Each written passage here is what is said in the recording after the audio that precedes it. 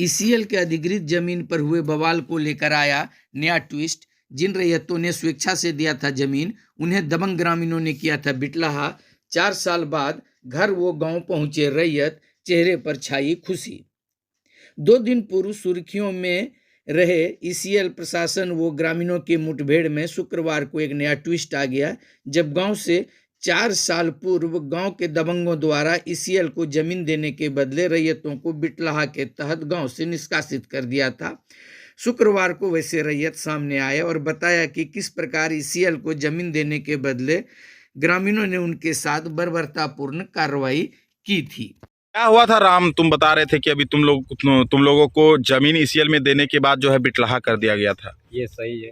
क्या हुआ, क्या था? हुआ था कि हम लोग जमीन देश हित के लिए जमीन ईसीएल परियोजना को, राजमहल परियोजना को दिए थे। उन लोग गाँव लोग का कहना है कि आप लोग जमीन क्यों दिए राजमहल परियोजना को, ठीक है।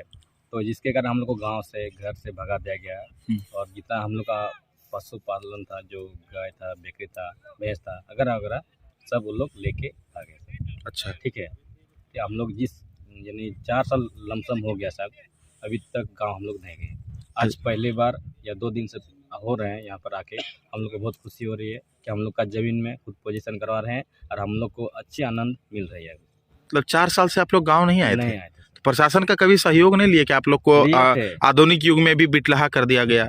हम लोग लिए थे, लेकिन उस समय जावेद आलम करके बड़ा बाबू थे। अच्छा। कोई एक्शन नहीं लेते। कोई एक्शन नहीं लिए थे? गाँव वाले से बंधक बना के हाँ। लोग माफी मांग के मतलब गाँव से वापस आ गए। आप समझ सकते हैं वैसे रैयतों का दर्द, जिन्होंने ईसीएल को स्वेच्छा से जमीन दिया था और उसके बदले में मुआवजा लिया था। उन्हें गांव के दबंगों द्वारा गांव में घुसने नहीं दिया गया था। उनके घर पर अवैध कब्जा, उनके पशु पर अवैध कब्जा, अनाज पर अवैध कब्जा 4 साल से करके रखा हुआ था। ऐसे में कुछ लोग ऐसे थे जिन्हें सर छुपाने की भी जगह नहीं थी, अपने रिश्तेदारों के घर शरण लिए हुए थे। आखिरकार प्रशासन के द्वारा आज उन्हें भी न्याय मिला है। क्या नाम हुआ? किसका जमीन है ये सब? मेरा जमीन। आपका जमीन है? तो काहे नहीं कोड़ने दे रहे थे इतना दिन से आप लोग? गांव वाला भगा रहा था। काहे भगा रहा था गांव वाला? ईसीएल का जमीन दे रहा था, इसी तक का भगा रहा था। तो आप लोग को मुआवजा मिल गया था? हाँ सर। क्या दिया था मुआवजा में? जमीन मुआवजा में पैसा और नौकरी किसको दिया? बेटा नौकरी कर रहा है? अच्छा, कितना दिन से कर रहा है? 1.5 साल से। 1.5 साल से नौकरी कर रहा है। तो 1.5 साल से खोदने काहे नहीं दिए थे? गांव वाला भगा थे। तो अभी आप लोग कहाँ रहते हैं? गांव वाला भगा दिया तो? कहाँ, कुटुम्ब घर में। अच्छा, कुटुम्ब घर में रहते हैं।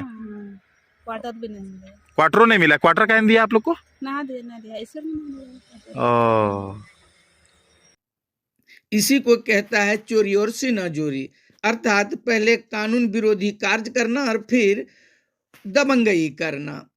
वैसे दबंगों की करतूत सामने आई, जिन्होंने पहले तो जमीन देने वाले रैयतों को गांव से भगाकर उनकी जमीन वो घर पर कब्जा किया, फिर अपनी दबंगई ईसीएल पर निकालनी शुरू कर दी। अर्थात गांव की जमीन को लेकर जो लड़ाई थी, वह लड़ाई दरअसल ईसीएल पर अपना वर्चस्व कायम करने को लेकर था कि ईसीएल पर किसका वर्चस्व ज्यादा हो सके और अधिकृत जमीन पर कब्जा करने नहीं दी जा रही थी, जबकि 2 वर्ष पूर्व ईसीएल द्वारा मुआवजा, नौकरी आदि दी जा चुकी थी।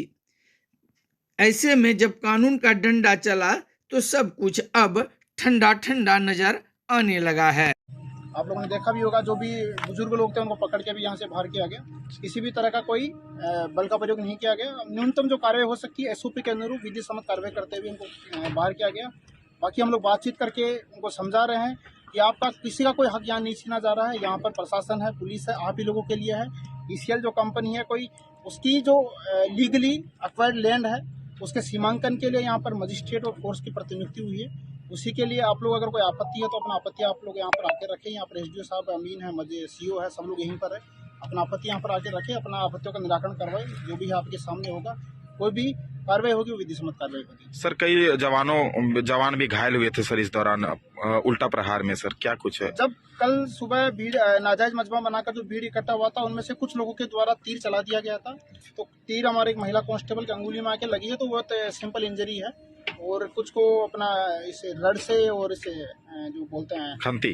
खंती से कुछ को हल्का चोट लगा है। सबको सिंपल इंजरी है, सभी लोग ठीक है, किसी को सीरियस इंजरी नहीं है, ग्रीवियस इंजरी किसी को नहीं है, सबको सिंपल इंजरी और सभी लोग ठीक है। सर कल भी किन्हीं लोगों को गिरफ्तार किया गया है क्या गांव से? कुछ ग्रामीणों को डिटेन किया गया था नाजायज मजमा का हिस्सा बनने के आधार पर। अभी हम लोग उनको पूछताछ करके उनके जो पारिवारिक जन है उनके साथ हम लोग बॉन्ड पेपर बना के छोड़ दिए हैं। अगर तर हम लोग कार्रवाई करने के लिए हम लोग इसमें इन्वेस्टिगेशन करेंगे, वीडियो फुटेज वगैरह चेक करेंगे, तो दोषियों को उसके खिलाफ हम लोग कार्रवाई करेंगे।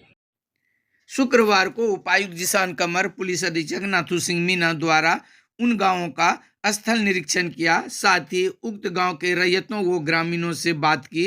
उन्हें आश्वस्त किया कि कहीं जोर जबरदस्ती वाली बात नहीं है।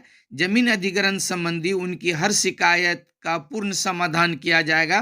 प्रशासन रैयतों व ग्रामीण के हर एक बिंदु पर सहयोग करने को तैयार है, बशर्ते कि ग्रामीण भी अधिग्रहण के मामले में पूर्ण सहयोग करें। और ग्रामीणों ने प्रशासन को आश्वस्त किया कि वो लोग सीमांकन में पूर्ण सहयोग करेंगे। मशक्कत के बाद आखिर में सफलता मिली सर, क्या कहना चाहेंगे सर? देखिए, इसमें सफलता और असफलता की बात नहीं है। बहुत तरह की भ्रामक चीज़ें आप लोगों के द्वारा भी फैलाई जाती हैं कि गांव ये हो रहा वो हो रहा।